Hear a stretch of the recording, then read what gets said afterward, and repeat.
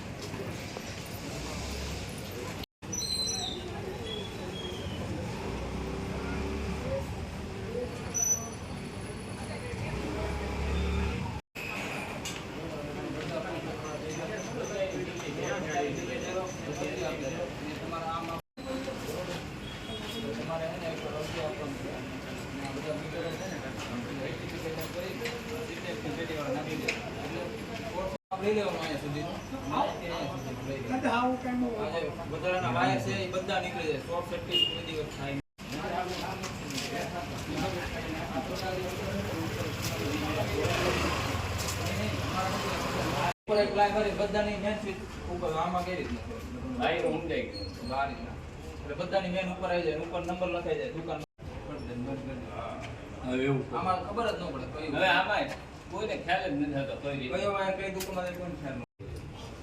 નથી અળકી મેઇન ચીજ છે તમે છે ને બને તો વેલી તો કરે ના વેલી આજે ઝેરોક્સ લેવું નથી કરાવી દીધું નવો વાયરિંગ કરાવી દીધું ને પછી છે પેલા અરજી કરી દીધું પછી જાણ કરી દીધી વાયરિંગ થઈ ગયું જ્યારે તમારે કમ્પ્લીટ થઈ જાય ત્યારે ઓકે કેવાનું